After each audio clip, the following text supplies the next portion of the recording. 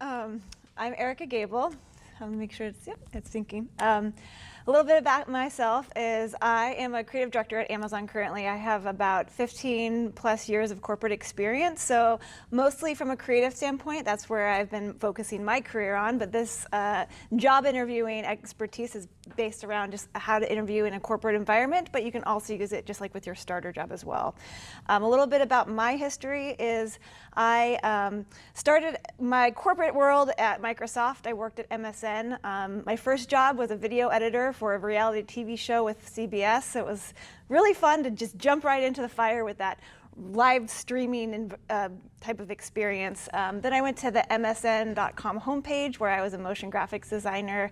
I jumped around there, did a couple other special projects at MSN.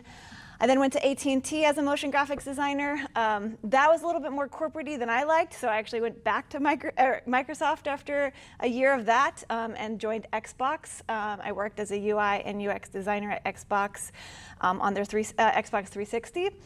I enjoyed Microsoft, but I wanted to go and kind of see different worlds, so I went to a startup. It was called Smilebox. It was a small startup in Redmond. I was there for 10 years because I helped them expand. They sold their company to a company in Israel, expanded. I helped outsource a lot of their agencies to India, Israel, Ukraine. It was kind of fun to just see a small business grow really large.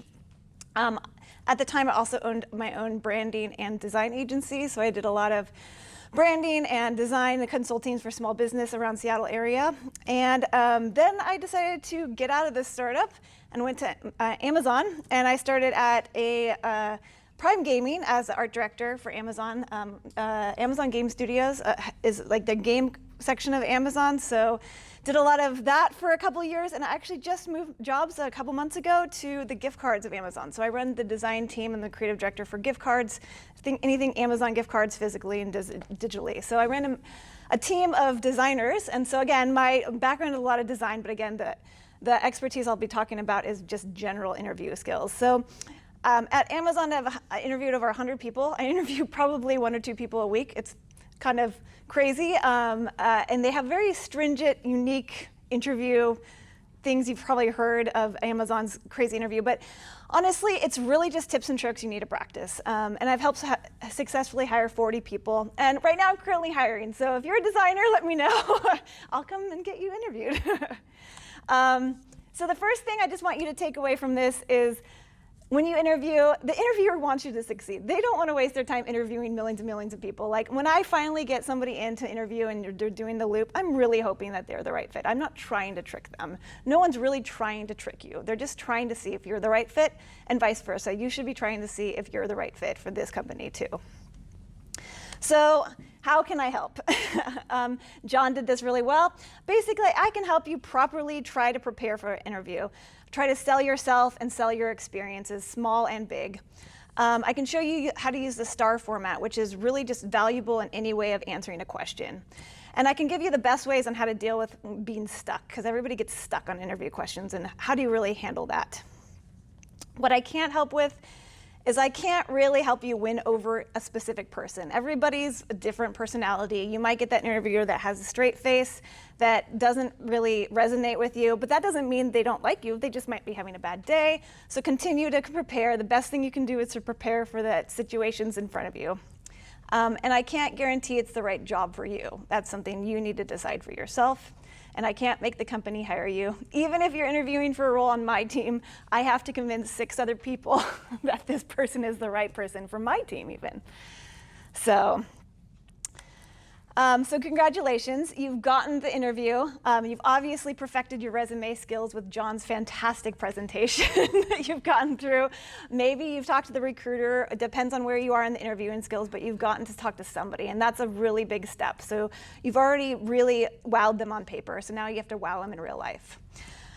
So I'm going to kind of run down how a corporate world works with interviews a little bit. Again, it can be the gauntlet depending on where you're interviewing. So from a more Fortune 500 company, Amazon perspective, you will get your resume seen possibly by a sourcer or recruiter. So usually a sourcer is trying to find you. They're trying to basically do their job of getting everybody they can that has any skill sets that match that criteria. So LinkedIn, they'll be looking on your LinkedIn. They might be looking at who's applied in the big system. They're the sourcer. Sometimes the sourcer is also the recruiter, but sometimes they're different. So let's say you've gotten past the sourcer. They're the ones who are like, poach you on LinkedIn. Hey, I see you have design skills or engineering skills. You might be the right fit. They actually don't know as much specifics about the job. They just kind of know how to grab people in. The recruiter is the one who's going to call you up and kind of get the details from you. Hey, I see that you're engineering at Google. Do you want to move to Amazon? And is this the right fit? Is this the salary range you're looking for? Are you looking for a move? They're going to be the one that kind of preps you to see if you're interested. If you're interested and you have all the skill sets, you'll be moved on to the recruiter will then tell the hiring manager, hey, look at this resume. That's kind of like where the hiring manager makes a decision whether or not they want to go on to the next phase. So I will look at a lot of different resumes based off that. Sometimes I say, no, that's not really the skill set I'm looking for. And sometimes I say yes, and please move on to a phone screening. The phone screening is usually with the hiring manager, but it could be just somebody on the team that knows the job very well. So the phone screen is kind of like the first dance, like the first date. It definitely will kind of see if you're the right personality fit. I enjoy phone screenings. I usually ask one or two like Amazonian questions or like more behavioral questions, but I really just want to get to know the person. I want to ask them about their resume, see if they can kind of tell me about the resume in their own words, because you can say I make coffee in very fantastic ways on a resume, but when you ask the person, how do you make coffee, they can kind of tell you themselves and use their own personality and words. So there's sometimes more than one phone screen. Typically there's one, but there could be multiple, I will say that. And then there's a skill set review. That's dependent on the job. So if you're a coder or engineering, there might be a code review. If you're a designer, I give a portfolio review. Sometimes there's tests. So if I need a motion graphics designer, I might give them a file and say, in a week, please turn this around and show me what you can do with your skill sets in person. So again, that is very job specifics, but I did want to mention that could be a possibility depending on what you're interviewing for. And then there's the final interview, or quote unquote the loop. So that's kind of like the main interview. So even if you're just interviewing for a school district or something where you maybe just talked on the phone, you're probably going to just move on to the final interview. So in a corporate environment, the final interview usually consists of several different people, and it's a long day. If you're in the school district environment, it's usually a couple people on a board. And so you're usually interviewing with the hiring manager, different peers, people on your team, and leadership. And then I will say that in corporate settings, sometimes you get something called the bar raiser, which is usually the tough interviewer, somebody who's kind of really seeing if you're the right skill set. It's usually not the hiring manager. It's kind of like the expert of the corporation to kind of see if you're the right match. So that's kind of what the process is in different formats, and kind of how to prepare for that. So you've gotten this far, so congratulations. In every environment, there is a season. So in the housing environment, there's the sellers and the buyer's market. And I will say right now, we are in the candidates market. People are dying for candidates. It's really hard to fill them. It's really hard to find them. And so know that you have the upper hand right now. Right now is your upper hand, and it's really hard to find the right people for the right jobs. And we want more resumes coming in. So just know that you have the upper hand. So prepping for the interview, you've gotten this far. So my first word of advice is to research the company. Make sure you know their mission statements, their goals. I've had people come and interview with me and they didn't know anything about the team, and I was very confused how they even got to me that far. And I had to spend my entire hour of my phone screening telling them about the job, which really should have been the job of the sourcer or the interviewers, or honestly their job to just understand what the team is. Why would they waste their time too if they didn't know anything about the company they're interviewing for? So you're doing your own homework for your own self.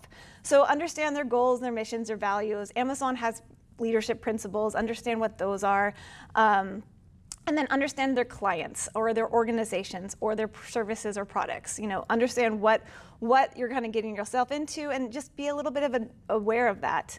If you're interviewing for Apple, make sure you know about their newest launch. If you're interviewing for Facebook, make sure you know that they changed their name to Meta. So understand current events and recent articles.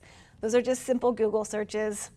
Look up the company's interview advice. So every company interviews differently. If it's a big guy, they'll probably have experts on YouTube that will tell you ins and outs galore. And then understand the culture. This is an interesting one. There is a website called blind.com, Team Blind, and you can look up specific details on organizations and whether or not they're toxic, or they're the right fit for you, or if they have poor leadership. It's just a nice resource to have. Glassdoor will give you their salary range. It will give you specifics about the different organizations and ins and outs. So do your due diligence. See, again, if it's the right fit for you. Research your interviewers. So this is something where if you're getting to the interviews phase and you're going to the loop, you might be given names of the people you're going to be interviewing with. You can look at them at LinkedIn. There's nothing wrong with that. I've had several people look at me at LinkedIn before I interview, and it's kind of nice. They've done their homework. They know how long I've been at Amazon. They know my background, and they ask very specific questions to me later on, which shows that they wanted to know about me and they wanted to have the upper hand. And then reach out to any internal connections. So if you have anybody at that company, ask how their interview went, what any tips and tricks they have. Things change all the time. So after you have a really full understanding of the company, you're ready to go, you're really excited about it, go back to yourself, compile your accomplishments. This could be little or small, or big and small. If is a very, very first job, you can go back to your trainings at high school even. Like, hey, I did this project and I accomplished this XYZ. It doesn't have to be a work setting. You could even talk about babysitting and how you've optimized your babysitting routine. It could be really anything. Just to make a list of diverse accomplishments in your life that you could pull from and kind of renew your memory of. So again, understand how you've worked in various situations. Understand personal success and bring data. So again, like let's say you're babysitting. I'm going to bring a very simple situation, and you have 2 kids and they won't get to bed on time. And you've realized, hey, I can optimize this flow by if I use the right bath bubbles, they'll go into the bath quicker. And I understand how to optimize that setting and save myself 30 minutes from running around and chasing them around because I understood they will get in the bath sooner by bath bubbles. I've saved myself 30 minutes. That's data. That's simple data that you can kind of understand how to bring out in the presentation. Use I whenever you can. If you've worked on a team, you can mention the team, but you need to mention exactly what your role is and what you did on that team. So be exact and don't be humble. Don't say, I worked in a team and we did this and we accomplished this. I will come back to you and say, what did you specifically do? How did you accomplish this? It could have been your peer that accomplished that, but it's not telling me how you participated. Like I said, it's not the time to be humble, it's the time to sell yourself. You are the superhero in this story. Make sure that they know that. And then the end, be very truthful, because if you are in a full loop, that full loop will come back and recap everything they've heard. And if they've heard one story and it's the same situation as a different story and they have cross messages, that will come out. So types of questions. Situation, you'll get different types of questions. There's the common interview questions, tell me about yourself. So when you get that question, tell me about yourself, try to be very professional. They don't want to hear your personal facts of what time you wake up in the morning and what your morning routine is or how many kids you have. You know, all that personal stuff, leave till later when you have the job and you have coffee office chats. But tell yourself about yourself professionionally. So when I ask this question, I don't necessarily use these words, but I say, hey, recap your resume for me. Tell me about your experience. That's basically jumping to the question of tell me about yourself professionally. So when I introduce myself here, that's kind of what I would say, how I would present myself professionally. Here's what I've worked for and any small accomplishments you want to mention up front. What are your greatest strengths? I wouldn't just start listing out a bunch of strengths. What I would do is focus on one or two. So let's say your strength is organizations and punctuality. So maybe tell those two and then tell a situation that specifically describes those two traits. Be very straightforward with those and just showcase them right away. Greatest weaknesses is something that some people get really tied up on. This is actually a really fun question, I think, to answer. There's different ways you can answer this.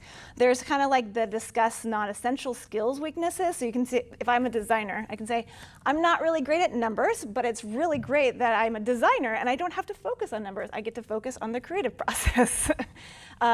Or you could say, mention your skills that you've improved upon lately. You could say, I love to develop my business strategy skills, but as a creative, I don't get to usually do that. So I've been working on how to understand this from a different standpoint and working with the business development team. So you can just say what you want to work on.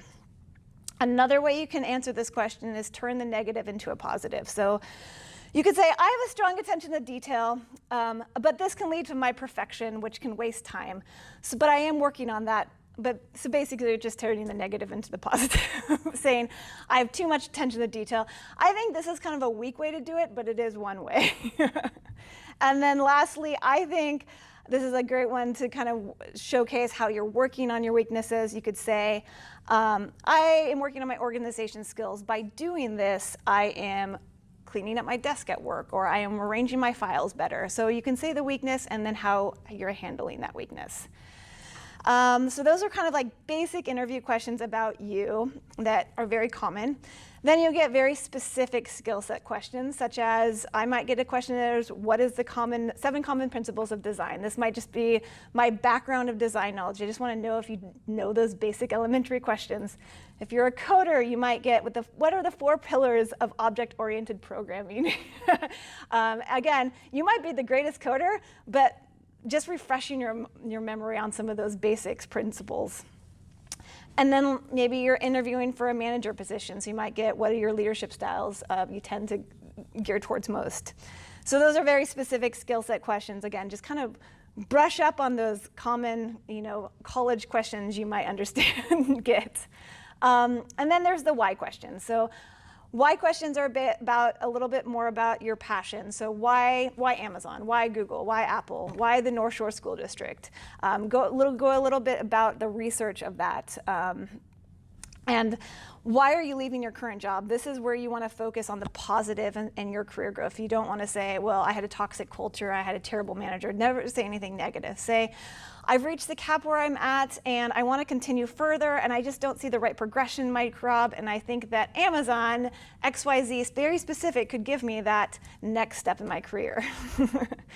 And then where you see yourself progressing. So those are kind of simple type of common questions that you might get in a basic interview. Then there's more very specific questions, behavioral questions, which are kind of replacing those quote-unquote Google trick questions if you heard about like 20 years ago. Google used to be like, why is a manhole cover a circle? Those very like how many golf balls can fit into an airplane. They don't really give those to you anymore, but they want to understand still how you think. So they're not quick trick questions, or behavioral questions now. So tell me a time you saw, for example, tell me a time when you saw an issue that would impact your team and you took a proactive approach to solve it. I mean, this is a very wordy question, and a lot of these questions you might get in corporate world are very wordy. But basically, you just kind of have to pare it down. Like, when did I see an issue and when did I proactively solve it? That's really the question. Give me an example of when you submitted a great idea to your manager and they didn't support it. Again, the idea is, when did I think about an idea and it was shot down? Why was it shot down? Was it shot down because the company wasn't ready? Think about it in a positive situation and how it helped your growth. Tell me a situation you're required to dig deep to the root cause. Really, it's just understanding how you think about situations that come up. You could say, going back to the babysitting example, I could say, well, the root cause was my kids knew I was going to chase them around forever, and they loved it. But the root cause really was, if I could figure out what made them more excited than me chasing them around, I could figure out how to optimize my routine. So the kind of a formula to answer a question is the STAR method, and a lot of companies really want to hear all the ins and outs of this method. The STAR method is very simple. Situation, describe the situation. So I'm going to, for example, let's say I was an intern somewhere. So situation. During my last semester of school, I interned at the Seattle Children's Hospital. I was the only intern there, and they decided that they wanted to see if they wanted more interns based off my experience. So that's the situation. The task. Describe the task that you're faced with in contest. So what are the goals and objectives? I could say in that situation, in order to understand the future success of my program to see if they wanted more interns, my supervisor told me that I needed to create a training for future interns based off my experience. There's the task. I had to figure out what to do. Action. What actions did you take? Well, you could say, to do this, I outlined the successful parts of my onboarding skills. So I had to understand how to operate under a busy schedule here. I had to learn the systems easily. So because of that, I created a 3-day training program that I felt would be helpful to cover these topics. And I approved a plan with my supervisor and had a classmate who was interested in interning come in and test out this training plan. So that was the action you took. Quick and simple, down to the point. The result, what results did you achieve? So you could say something like, the training was a huge success. On the completion of the test, the intern was able to learn the systems and processes very smoothly, and even was able to continue throughout the time being. In addition, you could say, in addition of how this helped successfully results the data, the hospital was able to take my learnings and onboard and expand it to other departments, which saved them 5 hours. So you want to go right down to the data. Again, you could use this really with anything. I've just kind of thought of an interesting situation. So practice makes perfect. Because we're short on time, I was going to have you guys do an exercise, but also because we're videoing, I wanted you to kind of take on, well, you have this worksheet right in front of you, a STAR situation. It's the one that's not as pretty.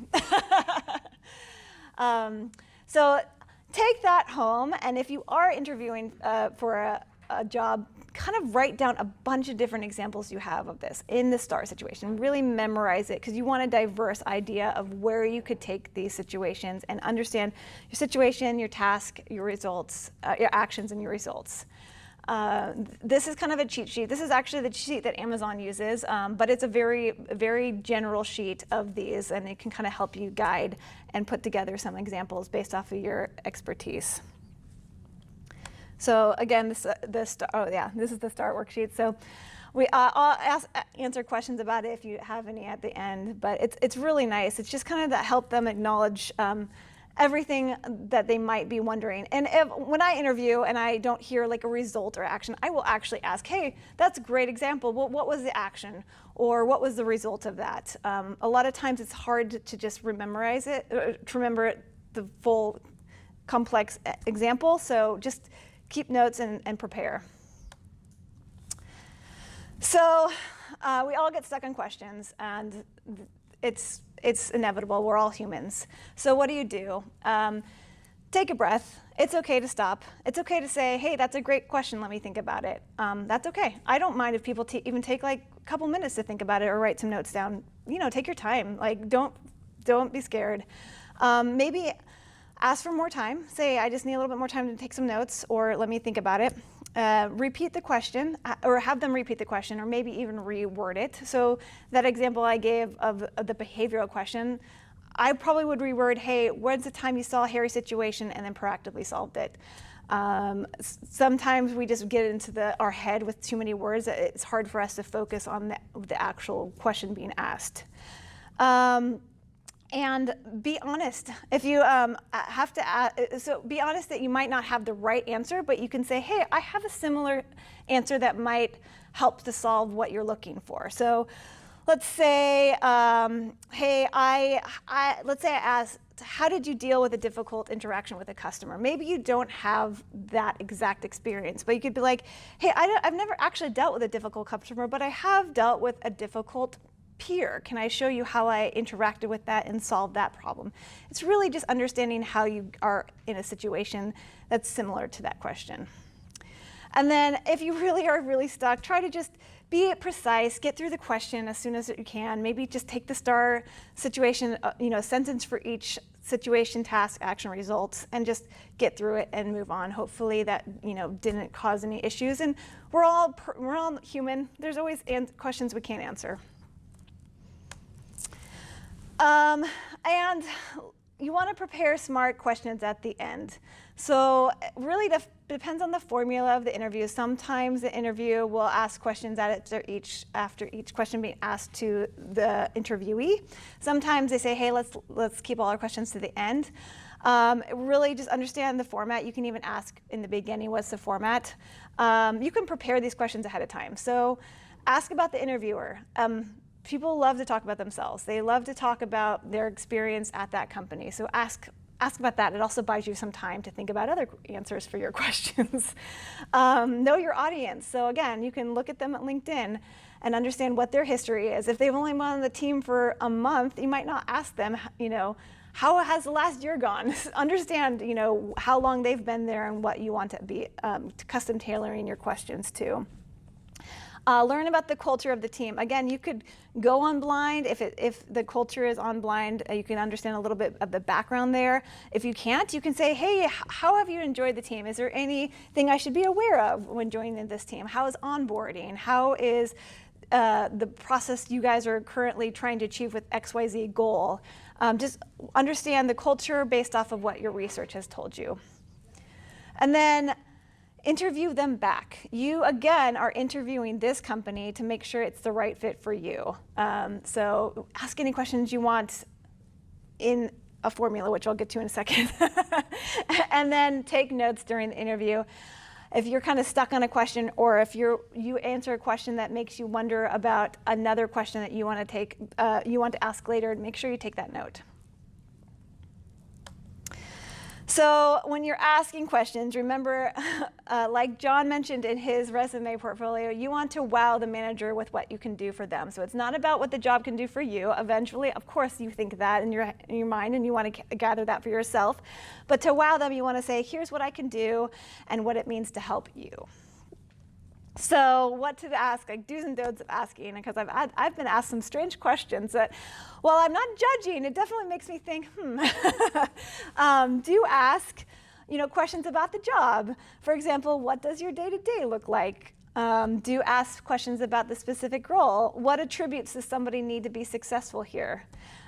Do ask about trainings or what the company can offer in career advancements, for example. What programs are available to me to advance my career, or what opportunities are there to succeed here?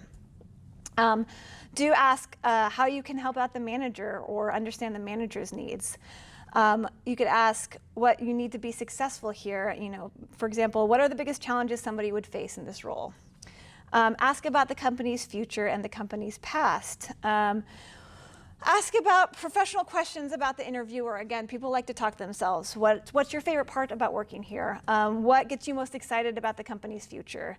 And then ask about the company's goals and what the specific org might be looking for in the future.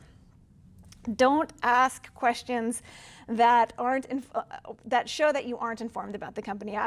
Like I said, I've had an interview where I took most of the interview to try to sell them on the job, and that wasn't what should have been really done. Basically, anything that you could find on a Google search, try not to ask those questions. Don't ask questions that show lack of interest in the job. For example, like, how quickly can I be promoted, or what if I don't like doing X, Y, Z? Don't ask questions that you're trying to hide something. Does your company do background checks? Is there a drug test required? How often is my time in and out checked frequently? Don't ask questions about accommodations, like, can I leave early? Can I get a Mac instead of a PC? All those can be negotiated later. Don't worry about those right now. Don't ask questions about raises or vacations or discounts or all that. Again, those can be negotiated later. You don't want to leave a weird impression to the interviewer. You're trying to sell them on your skills, not about your personal wants and needs. So general tips, I mean, these are very specific specific tips on like how to make a good impression, of course, like what to wear, dress the part. As a creative, I don't care if people are wearing jeans, if they look put together, research the company culture. Again, if you were a finance guy, probably a suit and tie would be good, but I don't really know finance. I would check on, your career and your path and the trends on that. But, I'd feel it a little bit weird if somebody came in a full-on tuxedo doing a design job. I mean, it might give me an interesting topic to ask why they're dressed in a tuxedo, but I kind of think of the Bachelorette in this as like, do you want to make that impression? And also, like, I guess it could be an interesting topic, but again, dress the part. Maybe just research the company culture. Jeans, I think in the Seattle area have been very fine, but again, you can just wear nice khakis or whatever. Bring your resume. A lot of people don't ask for resumes anymore, but it's good to have on hand. When Joshua was interviewing for one of the positions, I made him print his resume off on a very thick cardstock linen paper. And while that didn't necessarily help him get the job, he did get the job. They definitely commented on it, and I thought it was funny. So I kind of like have this inside joke where I print off my resume in a very thick professional paper because it kind of leaves that impression. You're grabbing it. Again, if I got a resume like this, I wouldn't judge anybody, but again, it's a good impression, right? Bring water and essentials. A good interviewer will ask if you need water, but it's just nice to be comfortable in an interview and make sure you have everything you need yourself. Turn off your cell phone. People wish congrats or good luck all the time during interviews, and it's kind of awkward if your phone's just kind of going off a lot. So, be mindful of that. Be on time, and in this world, be on time and Zoom is an interesting concept. So what I would suggest is to check your connection, make sure your internet's working. Download an app, like Amazon has they don't use Zoom, they don't use Teams, obviously they use their Amazon version, so make sure you download whatever app you need ahead of time. Try that app out. Test out the mic and video so you're not fumbling with that. I had somebody who could not get their video working, and it was hard. It didn't give me a face-to-face impression with them. And while that's not like, I'm not gonna not give them the job based off of that, I couldn't get that personable relationship with it. And check your surroundings on Zoom. You never know what's behind you, so maybe turn on your camera, just double check there's not something awkward behind you. In person, I drive to the location, be aware of traffic. I'm a very early bird, so if it's like downtown Seattle, when I interviewed for Amazon, it was in person. I drove really early. I hung out at a Starbucks for a while just to make sure there wasn't any last-minute crashes on I-5 I had to deal with. Just make sure it's a peace of mind for yourself. Also kind of nice to go into the setting and kind of clear your mindset and get ready for the job. And then post-interview, send a thank you note. That's always appreciated. It's not going to give you the job or whatnot, but it will give you that fresh perspective into the interviewer's mind of you. If you're a designer like me or something, you said, hey, I have a great example of that, but I don't have it on my portfolio, I'll send it to you after. Make sure you follow up on that. Make sure you follow up on anything that you might have said you want to show later. Prepare any post-interviews conversations. So if you're just in the phone screening, all these advice and tips and tricks are great for phone screens as well, but if you're getting ready for the full loop, make sure you know what to do next, where you are in the process, and make sure you do your next homework for that. If you're done with it and you think, man, this was a slam shot, like research any negotiable details of the company. Understand the salary range. Hopefully you did that beforehand, but if you haven't, understand the salary range so you know how to negotiate back and forth when it comes to that time. And then for yourself, do your own recap. I mean, obviously you're always just worried about impressing them, but did they impress you? Does the job excite you overall? Does this progress your career path of what you've learned, of all the informative questions you learned to ask? And take note of how it went. Maybe it didn't go so well, so what could you do better next time? Maybe it went fantastic, so what could you build off of that? And lastly, just be yourself, be honest, be a personality that you want to hire. Yeah, so that is my TED Talk, and I apologize for talking very fast. I have that natural tendency, but I would love to answer any question and answers you might have. I have a question. Can you, for the camera, just repeat Repeat the question. Yeah, just for the camera. Repeat which question? The one I'm going to ask. Oh, yes. I was like, which one? I actually told you up front. No, I'm sorry about that. I learned that last time.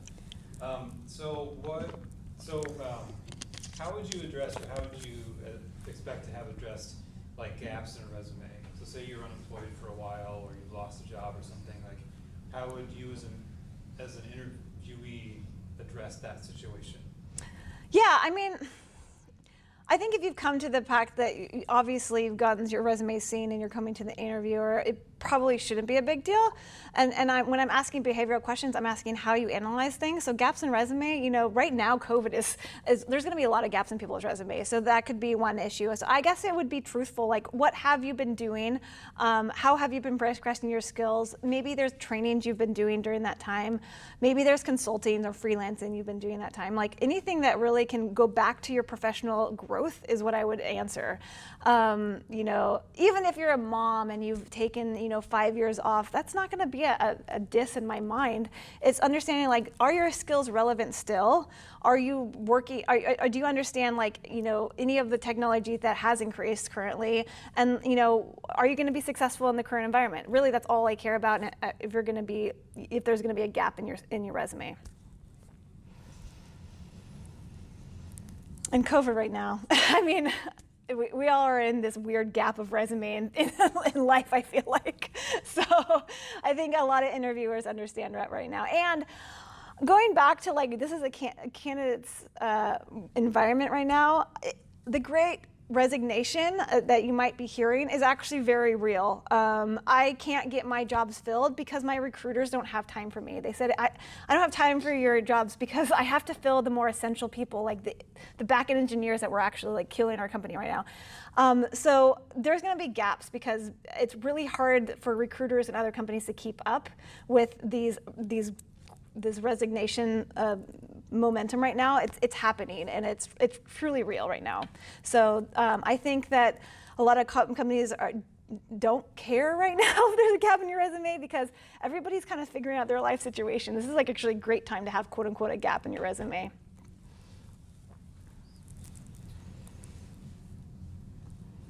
I'm sure you can appreciate it more, and I don't entirely understand how to apply all these things. I've been a dental hygienist for 31 years, same job for the last 19 and a half years. Oh, right. But I had left that 3 years, retired 3 years ago, but I decided I need to get out of the house.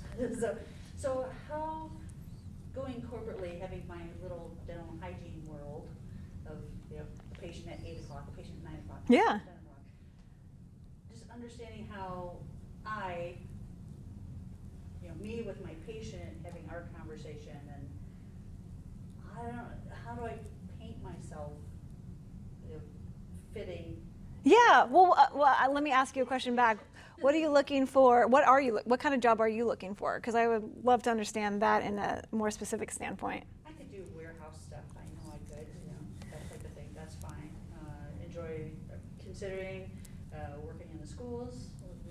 Yeah, I mean, honestly, working in the school, like, let's say you applied for a school job and they said, they're asking you your background and experience. I mean, working as a dental hygienist, you have that person-to-person communication, and that's probably what they're looking for in the school system.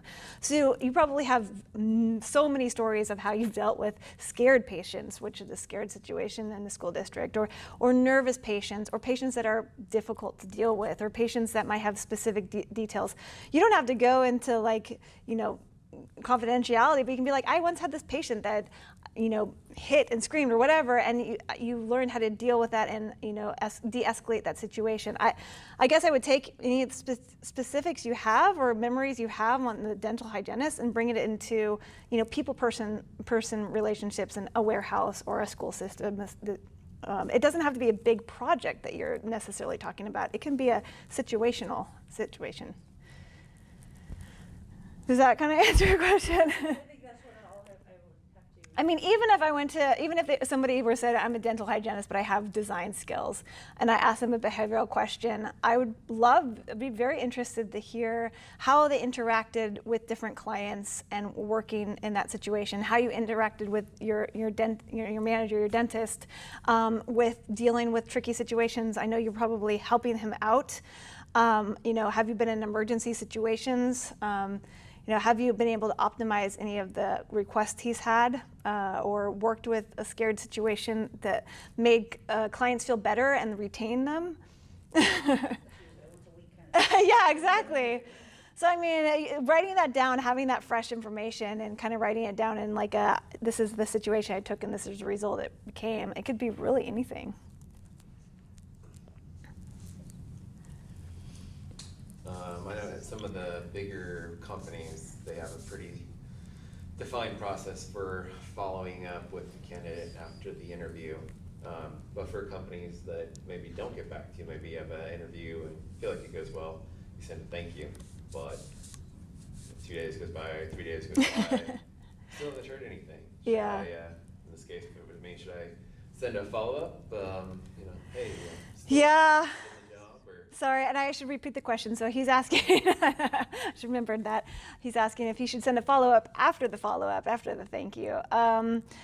I would say wait a week. You can send a second follow-up after, I would say, a week. There are times where they just ghost you. I would say if you're getting to a point where you've interviewed, that would be a really bad thing for the interviewer to do. I mean, I think that's poor on their skills. But if you've already said thank you and then you followed up a week later and you're still getting ghosted, I would say maybe follow up one more time if you really, really, really want it. But after maybe 2 or 3 communications, just let it go. Hopefully you had the right email. You've gotten this far. Hopefully they've already communicated, so you do have a correct contact for them. And if they're not getting to you back, then it just might not be the right fit. Is it worth asking about that in the interview if they don't bring it up toward the end? Asking what their follow-up situation is, yeah. If they don't say, great, we'll be in touch, or anything like that, is it worth saying, hey, I'd like to know what are the next steps? Good question. Yeah, that's a very good. Yeah, it would be great to ask at the end. I didn't. That's a good point. I didn't actually add that in because typically when I interview, I usually mention, so Amazon has a really great policy, and I wish all companies had this policy. After the phone screening, you will hear back within 2 days, no matter what. And after the full loop, you will hear back no matter what within 5 business days. I wish all companies had that. It does make it a little bit more complex for the company itself, honestly, because the company doesn't have time to hire a bunch of other people or to talk to a bunch of other people to see if they're the right candidate. But all companies don't have that policy. So yes, I guess asking at the very end, hey, what is your policy on follow-up? How often will I hear back from, or how long will I hear back from you? Would be a great follow-up question as well.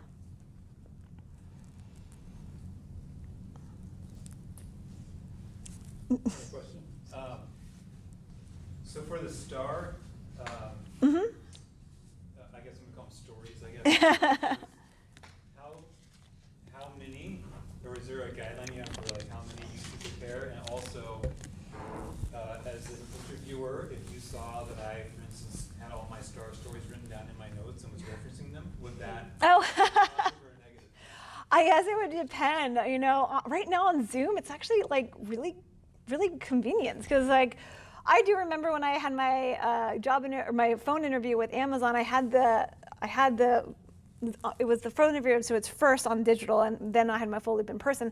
But I feel like you could use the same situation in the loop now because everything's on Zoom, but you could literally lay out everything behind your computer. I taped up all these things behind my computer so my camera was right here. So if I'm looking up at my notes, I'm still kind of looking at the camera. There's fun tricks and tips you can do. I see people like shifting through notes all the time on Zoom, and I don't care. I mean, it just means that they're prepared, clearly. And you asked how many star situations. Well, I would try to get as many as you can, honestly. Let's say you're in a corporate environment and you're doing the full loop. So in these big corporate situations, when you're doing the full group, all like four to six interviewers come together and they talk about you for a good 30 to an hour minutes to see if you're the right candidate for you. And if you're giving the same 5 examples over and over again, even if they do fit the situations, we start to see that and we're like, well, that was the exact same situation he gave me. And then another interviewer is like, oh yeah, that was the same information he gave me. So you're not seeing a diverse range. So try to get as much as you can. I got a candidate the job that I really wanted this candidate. Well, actually, he was the second candidate. I really wanted a first candidate, and they didn't get the job because the bar raiser basically overpowered me. And I was really sad because he had fantastic skills of exactly what I was looking for my team. So the next candidate that came about that had these fantastic skills, he was giving me the same answers he did in the phone screening when he went through the full loop. And I was his first interviewer, and so I said, you really need to be diverse on your interview answers for the rest of the interviewers because I really would like you here and I know you have the skill sets, but you also need to impress them. And when we do the recap, they need to see a diverse range of your answers. And so luckily, I think he had like the next day for the rest of the interview. So I think he was able to come back and give a huge diverse range because when I saw all the notes, it wasn't things I had heard yet, which made me really happy. And he was able to slam dunk it and get the job. So I would say really research the company. Like Amazon, again, they have pages of example questions, and it's usually they're pulling from the same questions. They don't have time to make custom interview questions for every candidate. And I'm pulling from the same questions, so you can see those on the databases on these big companies. So try to see how many situations you can match to those behavioral questions that companies typically give. And then another non-corporate situations, there's a lot of just common interview questions. So just try to see if you can list out 20 of them and see if you can kind of answer them in a diverse way. It can be the same situation, but given in a different result, and that's okay too.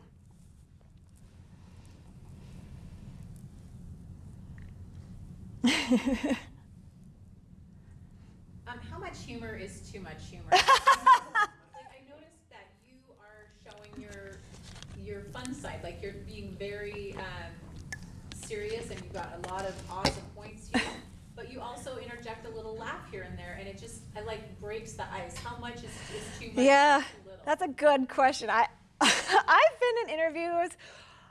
I remember one specifically. It was actually for Smilebox. I had the big loop, and one guy was just, that's the personality that they had in the interview. And when I got to know him later on, he's actually the funniest guy.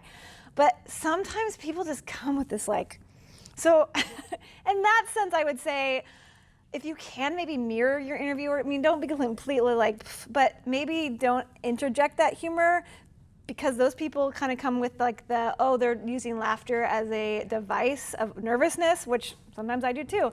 But mirror that interviewer's word.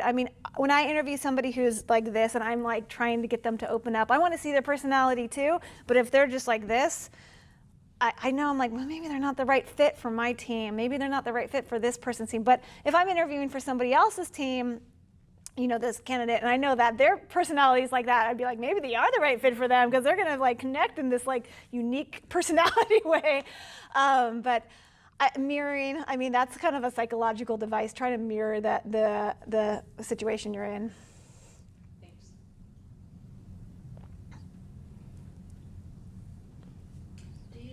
Sorry. Go No, for it. go ahead. No, go for it. Your hand was up. No, I'll go for it. Sorry. The DISC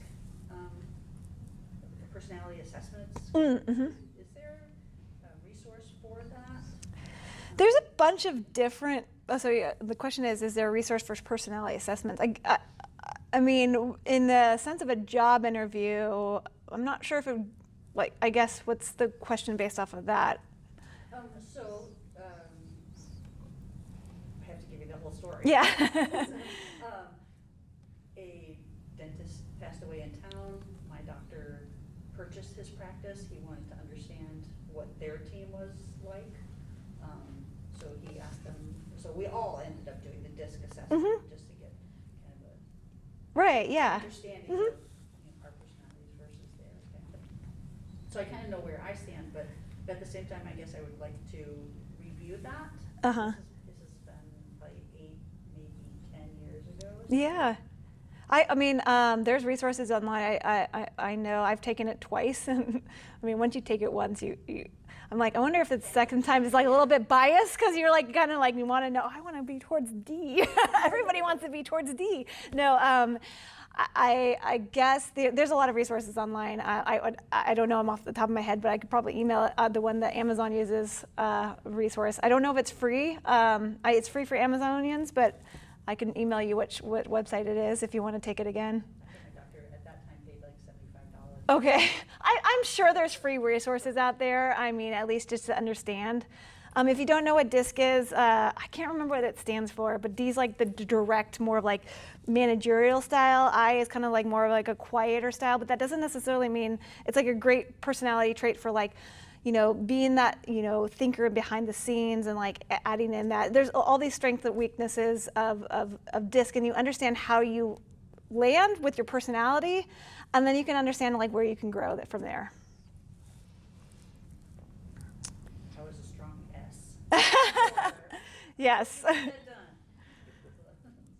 I know it's funny because everybody on my team took it, and I feel like all the people who were like in leadership were D's, and honestly, D's are not that great. They're usually, I mean, in the sense of like, they don't have D's are great in like getting stuff done and being direct. I think it might even stand for something like that. But it also doesn't have like personality skills of like understanding in a humane way. I feel like it's like the direct managers, right? They get stuff done, but they also are not like the personalities of like understanding the person that they're managing.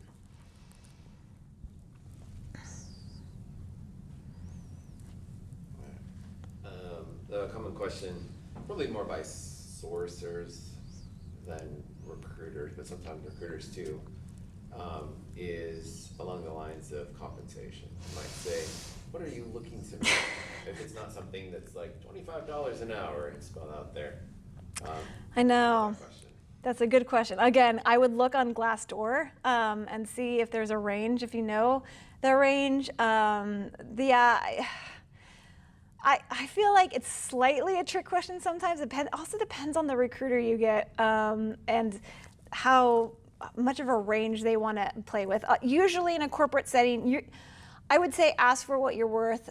Definitely renegotiate if you can, come back to them with the second proposal or third proposal. Try not to do it more than 2 or 3 times, but they have room to bump. And it's, again, if I'm hiring somebody on my team, I don't care what they're asking. That's the recruiter's job. So it doesn't affect me. I don't even know what that conversation is like, which is kind of nice. Like if you're hiring for a small business, that could be a little bit different because the small business might have a little bit different of a range. And you might be asking specifically towards the hiring manager. I remember when I mean, this was poor, but I remember when I interviewed for Smilebox, I asked for a specific number. The CEO gave it to me because it was a small startup, and somehow emailed it out to everybody. I don't know why, but like everybody knew my salary range, and then people got mad at what I made when I came on because they might have not negotiated in the same way. So I would see if you can do your research, understand competition. If it's a startup like culture, understand if there's something competitive to that you can look into to say, hey, your competitor's offering this. This is what I want, even though it might not be available publicly online. But know your worth. Try to ask for your worth, and you can always negotiate. If they really want you, they'll negotiate with you. So I just looked at so some of my hobbies are power tools, building things. So a cabinet company, and they actually had, like, the last question is, what's your expectation Yeah. for compensation? It's like, Yeah. I'll just tell my dentist, I'm not sure how to answer this. You know, I mean, it's, I think it's poor when they ask that up front, but they all are also trying to weed out people up front for them. Like they might not, if a senior designer at a small startup company is different than a senior designer at Amazon, they're not going to offer as much money as Amazon. So if you're going to try to get the Amazon salary or the Google salary and you're asking for, I don't know, something insane and they can't pay that, they're going to weed you out because they don't want to waste their time and you don't want to waste your time. So I can see the pros and cons of that, and hopefully sometimes you can just leave that blank if you're really just interested in the company. that's what I was wondering, is it okay to not answer that? Yeah. Like, what do I put? Like, do you? I mean, is it like a requirement to like submit? Well, I didn't fill out the rest of the form because I was just looking. Yeah, I think it's fine not to answer that. You can always get to that. I mean, some people want to go to the small corporation because they love that brand and they just don't care about the money, but they're, leave it blank. If that's your dream job is to work at REI and REI doesn't, have that range, you leave it blank because like you really wanted to work at REI. I don't know. No, I wanted to know, how do I answer this? Yeah, hopefully it's not a requirement, and if it's a requirement, you could give a big range, a really big range. You could be like 25 to 125. I mean, they usually give ranges, right? Maybe better to put a big range? I mean, I would say what do you feel like you're worth? Yeah, I would have like decreased your range for your self-worth, but.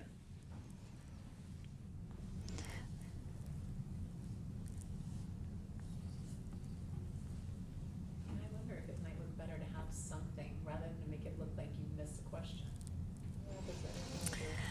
If I saw that, I mean, I guess it depends on who's looking at it. I don't think that leaving blank would necessarily say you're trying to miss the question. It's just that, like, you want to negotiate later, I guess that would actually be another question for John, if those machines kind of, like, look at that specifically and weed it out. I don't know. Yeah, I can tell you what I do maybe after you get done recording. I can tell you kind of what I do. Yeah, I would love to hear that. That's kind of more in the pre-applying thing. It's like, I would say once you're getting past the interview and you're negotiating, do your research and negotiate worth your value. They're not going to not say you can't take the job because you're asking for too much. They're going to be like, this is the most we can, they're going to try to find their cap too. Yeah, this might be a bit off target. I hope it's not. But are there any, in your experience, are there any red flags that you as a person being interviewed should watch out for? Like if an interviewer says or does X, like, oh, uh-oh. You mean like if you're the interviewee and you hear something and you're like, whoa, that means that company, that team might just be, okay.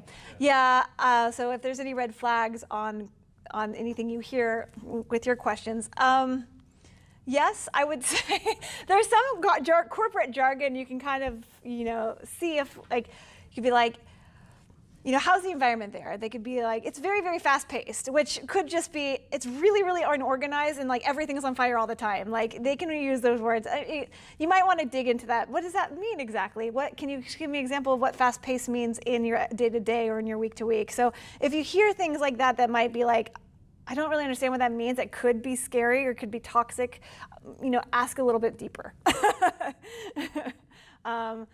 I want to say, like, I feel like there was like a meme going around. It was like how to spot a toxic job description. It was like, wears multiple hats, which means you're obviously doing multiple different jobs that you might not be paid for, or works in a fast-paced environment. It means like they might not have enough hands, or they're on fire all the time in chaos. I was at an org a little bit ago, and it was very toxic and it was too fast paced. And when people would ask me that question, I would be like, they'd be like, what's your favorite part of the job? And I would know it's very crazy and toxic there a little bit.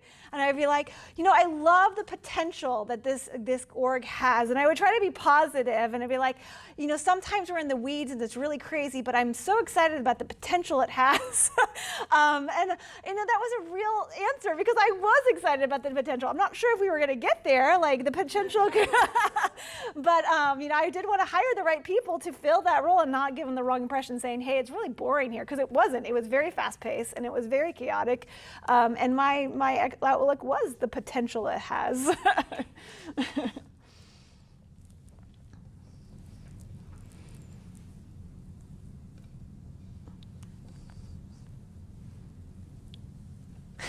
Awesome. Well, thank you. Yeah, all right. Hey, thank you, Erica. Really good information. If you didn't get to read be the Q&A slide. I highly encourage you to do that. That was my favorite slide. So again, thank you for coming. Thanks, Erica, for presenting. This is our third of our Life Skills 101 classes. We'll have another one coming up in December on finances. It's a personal finance taught by someone who does that for a living. So it'll be really good.